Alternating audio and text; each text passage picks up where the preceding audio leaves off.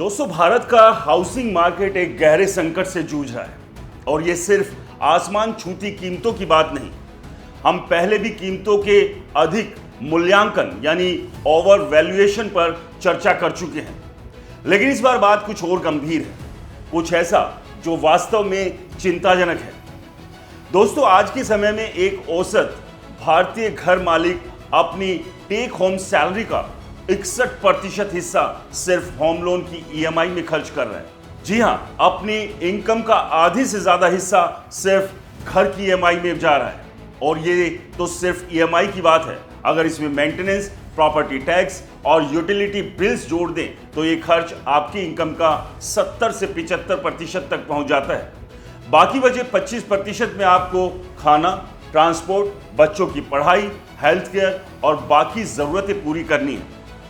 लेकिन दोस्तों, हैरानी की बात यह है कि इतने भारी बोझ के बावजूद लोग और घर खरीद रहे हैं। बिल्डर्स रियल एस्टेट को सबसे बेहतरीन निवेश बताकर प्रचार कर रहे हैं। बैंक बिना रुके लोन दे रहे हैं। सोशल मीडिया पर आपके दोस्त अपनी नई घर की चाबियों के साथ तस्वीरें डाल रहे हैं। आपके सहकर्मी नोएडा में, गुरुग्राम में फ्लैट ले रहे हैं और आपका चचेरा भाई बेंगलुरु में घर की तलाश कर रहा है। लेकिन जब आप उनसे मिलते हैं तो पता चलता है कि वो फाइनेंशियली रूप से मुश्किल से गुजारा कर पा रहे हैं। कई लोग तो मेडिकल इमरजेंसी के लिए भी उधार ले रहे हैं। ऐसे में सवाल यह है कि अगर लोग इसे बर्दाश्त नहीं कर पा रहे हैं तो इतने सारे लोग घर क्यों खरीद रहे हैं? और सबसे जरूरी, इस सब से कौन अमीर बन रहा है जबकि भारत का मिडिल क्लास आर्थिक रूप से आत्मघाती कदम उठा रहा है? तो दोस्तों, आइए इस समस्या को गहराई से और इसके जड़ को समझते हैं। हम सभी ने बचपन में यही सुना है, घर खरीदना जिंदगी में सेटल होने की निशानी है, किराया देना पैसा बर्बाद करना है, रियल एस्टेट की कीमतें कभी नहीं गिरती। लेकिन हमारे माता पिता के लिए बात सही थी। उन्होंने अपने सालाना इनकम के 2 से 3 गुना कीमत पर घर खरीदे। उनकी ईएमआई उनकी इनकम का सिर्फ 20 से 25% थी। वो बचत कर सकते थे, खर्च कर सकते थे और बिना किसी बड़े आर्थिक बोझ के जिंदगी जी सकते थे। लेकिन अब हालात बिल्कुल बदल चुके हैं। आज भारत एक हाउस पुअर संकट से गुजर रहा है। इसका मतलब है कि आपके पास घर तो है, लेकिन इसके अलावा आपके पास कुछ नहीं बचा। दोस्तों, कागजों पर तो आप एसेट रिच हैं, लेकिन हकीकत में कैश ब्रोक। उदाहरण के लिए, आपके पास 2 करोड़ का फ्लैट है, लेकिन अगर अचानक 50,000 रुपए का खर्च आ जाए तो आप उसे उठा नहीं सकते। ये सिर्फ कुछ परिवारों की बात नहीं। रिपोर्ट्स बताती है कि भारत के शहरी घर मालिकों में से आधे इस हाउस पुअर श्रेणी में आते हैं। वो भारी भरकम ईएमआई और जरूरी खर्चों को पूरा करने से जूझ रहे हैं। दोस्तों, भले ही उनके पास मूल्यवान संपत्ति हो, कुछ आंकड़े जो आपको चौंका सकते हैं। ईएमआई टू इनकम रेशो ये बताता है कि आपकी मासिक आय का कितना हिस्सा होम लोन की ईएमआई में जाता है।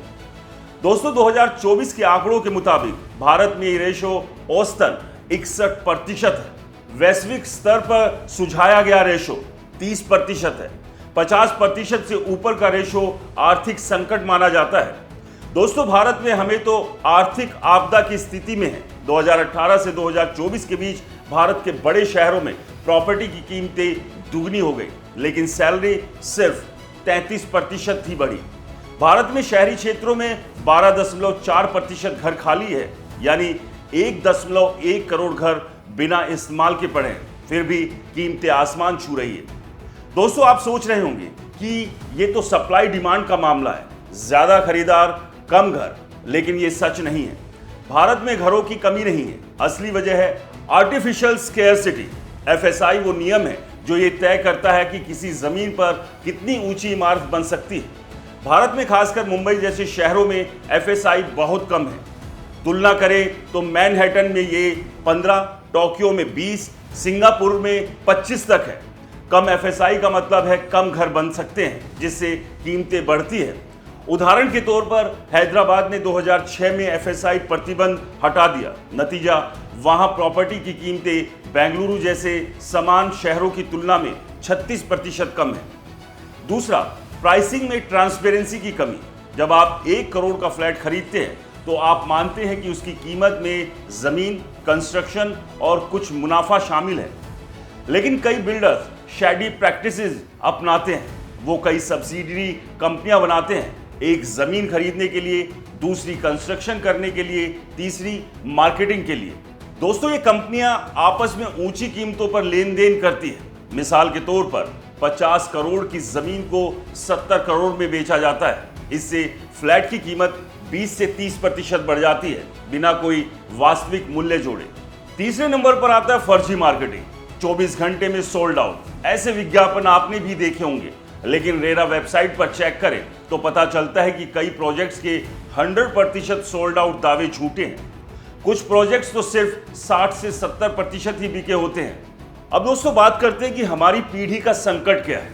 हमारे माता पिता ने अपनी इनकम के 2 से 3 गुना कीमत के घर खरीदे, हम 8 से 10 गुना कीमत पर खरीद रहे हैं।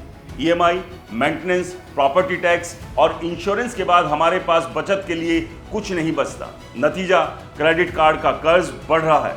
लोग छुट्टियों के लिए नहीं, बल्कि किराने और पढ़ाई जैसे जरूरी खर्चों के लिए उधार ले रहे हैं।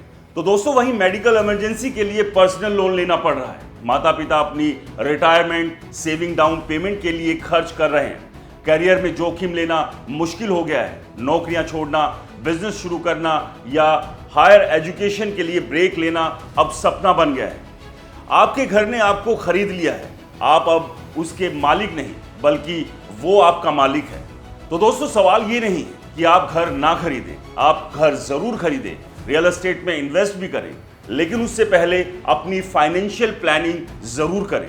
क्योंकि अगर आपने किसी प्लानिंग के बगैर इन्वेस्ट किया तो कल को आपके लिए मुश्किलें खड़ी हो सकती हैं, और जीवन जीने के लिए जो बाकी ज़रूरतें हैं उसके लिए आपको जूझना पड़ सकता है। यानी कि आज देश में स्थिति यह है कि मिडिल क्लास घर नहीं, बल्कि एक जेल खरीद रहा है। एक ऐसी जेल जो कि EMI के ताले से बंद हो चुकी है। दोस्तों, इस सब को लेकर आपकी क्या राय है? हमें कमेंट्स कर जरूर बताएं। नमस्कार।